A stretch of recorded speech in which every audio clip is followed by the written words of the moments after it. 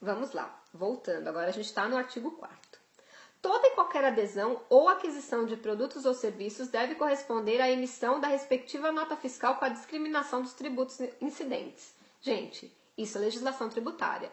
Toda empresa que vende produto ou serviço tem que emitir nota fiscal. As empresas não estavam fazendo isso, então a partir de agora vai ser obrigado, tá? A emissão de nota fiscal. Toda operadora de marketing multinível é obrigada a praticar preços compatíveis com o do mercado em geral. Isso é normal, né? Todo mundo tem que colocar o produto compatível. Por quê? Tem empresas que pegam um produto que custa R$10 e põem o preço dele a R$500 só para poder remunerar a rede. Isso não vai poder ser feito, tá? O preço dos produtos vão ter que ser equivalentes ao que já tem no mercado. Você pode até vender mais barato, tá? Isso pode. Agora, vender muito mais caro para poder remunerar a rede não vai ser permitido.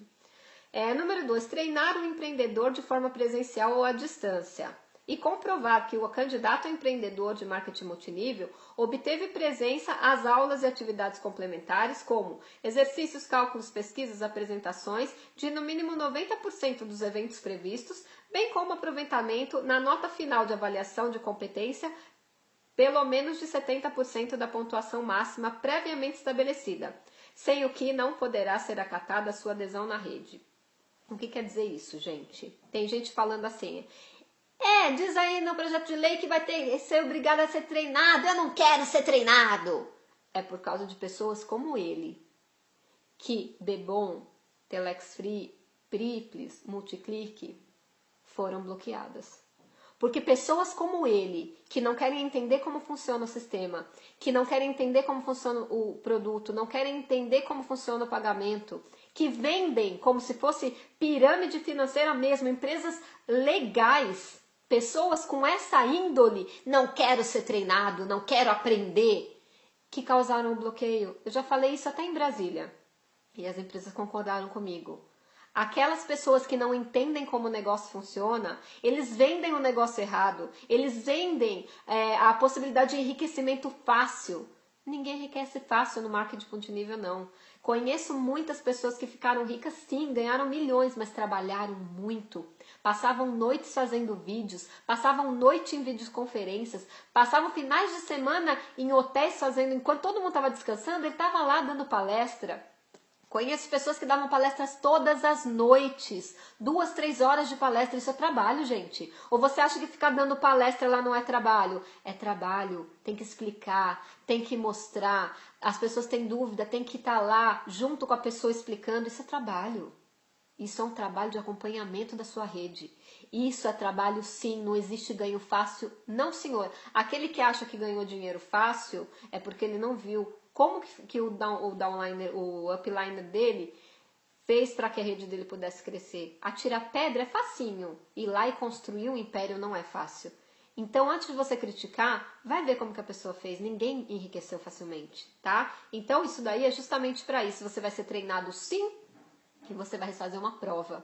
E você vai ter que tirar 7 na prova. Ter 70% aí de aproveitamento. Ah, mas e se eu não tirar? Faz de novo o treinamento e faz a prova de novo, até a empresa ter certeza que você entendeu o negócio e que você vai vender a empresa e os produtos do modo correto, para que ninguém mais faça vídeos enganadores, vendendo coisas erradas, vendendo possibilidades impossíveis, tá? E fazendo o quê? Com que empresas idôneas sejam prejudicadas. Então, isso daqui é uma proteção para todo mundo. Para você, divulgador, divulgar a empresa de forma correta, conhecer qual é o sistema de ganhos e para a empresa saber que se a pessoa fizer alguma coisa errada do que ela foi treinada, ele tem como provar que ela foi treinada, ele vai poder até entrar com uma ação de perdas e danos da pessoa que prejudicou a ele. É muito sério, vai ter código de ética, a pessoa vai ter que andar na linha, não vai mais ter espertalhão aí enganando a galera, não. Todo mundo vai ter que trabalhar direitinho.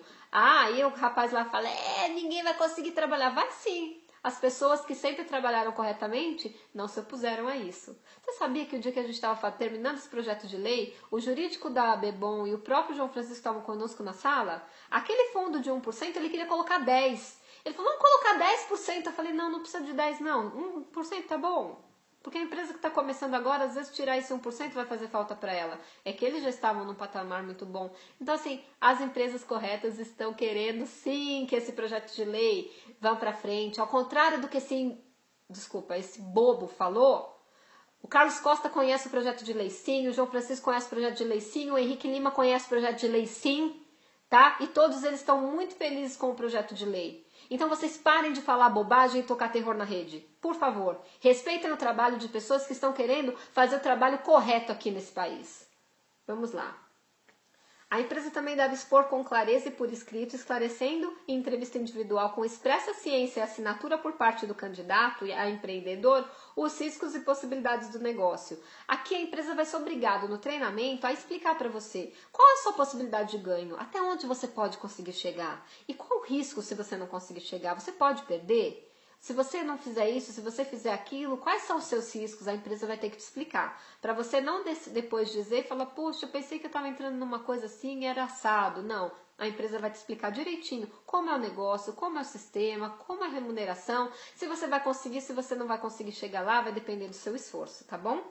Em caso de desistência por parte do empreendedor, a empresa deverá efetuar a devolução dos valores pagos por esse, exceto a taxa de adesão, mediante a entrega dos bens adquiridos, tá? Então, se a pessoa desistir nos primeiros 7 dias, isso é Código de Defesa do Consumidor. Ela tem o dinheiro dela devolvido integralmente, sem problemas. Agora, passados 7 dias, ele colocou dinheiro lá, ele tem que receber os bens adquiridos, tá? Se ele já usou o produto, é o produto. Se ele não usou o produto ainda, ele pode devolver e ter o valor em dinheiro, tá? Isso é garantido pelo projeto de lei.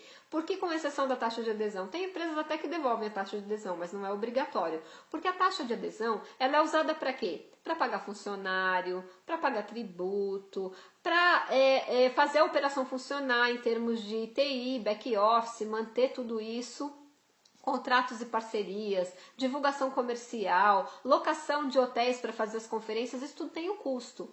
E esse custo é pago pela taxa de adesão. Muitas pessoas, muitas empresas, aliás, não vão cobrar essa taxa de adesão porque já estão num nível que já tem um ganho, já tem uma estrutura, já são empresas com muitos anos, elas optaram por não cobrar a taxa de adesão. Isso daí é a empresa que vai querer ou não fazer, é uma coisa que ela faz ou não, tá? Então, essa taxa de adesão não vai ser devolvida para você se você desistir do negócio, que fique bem claro isso. A empresa também deve atuar preventivamente e cautelosamente, limitando a duração dos contratos com os empreendedores sempre que isso for recomendado, para que não dê ensejo à pirâmide financeira ou qualquer outra modalidade de crime contra a economia popular. O que acontece? Se a empresa não limita, por exemplo, a 12 meses um contrato, vai estar entrando gente, eles acham que uma hora vai ser pirâmide financeira e quando não entrar mais ninguém, não vai mais sustentar o sistema. Eles entenderam assim. Eu entendo diferente, mas enfim, eu não estava fazendo o projeto de lei sozinha, era uma equipe que estava fazendo e eles inseriram esse artigo, tá? Então, o que acontece? A empresa pode ou não limitar o tipo de contrato, tá? Isso é uma opção dela. Ela deverá, quando está escrito aqui, quando for recomendado. Quando ela apresentar o plano de viabilidade econômica, o órgão que vai ser criado vai dizer, olha, é bom você limitar isso daqui a 12 meses, a 24 meses, ou não, esse aqui está tranquilo, não precisa limitar. Eu entendo que se você estiver vendendo um produto com ou sem mensalidade, um serviço com ou sem mensalidade, tá? Que você está remunerando pela venda, não tem por que você colocar tempo. Por quê?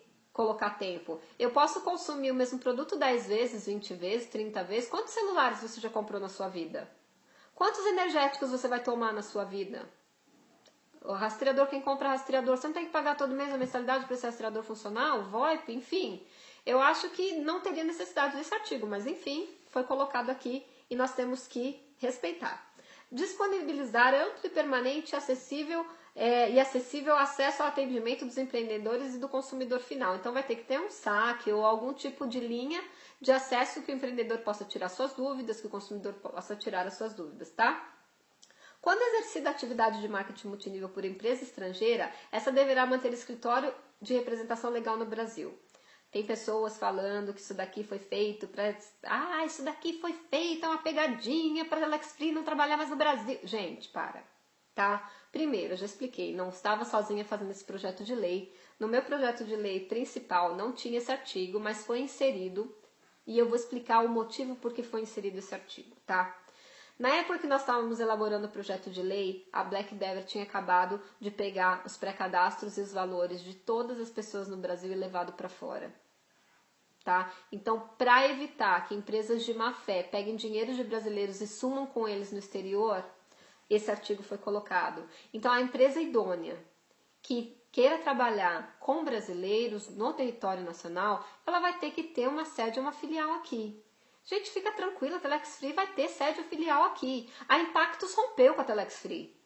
Tá? Uma coisa é Impactus, outra coisa é Telex Free. Ela vai poder ter um escritório de representação comercial sim, porque a partir do momento que essa lei for aprovada, ela vai estar dentro da lei totalmente, porque a gente pensou muito em Telex Free quando estava fazendo essa lei.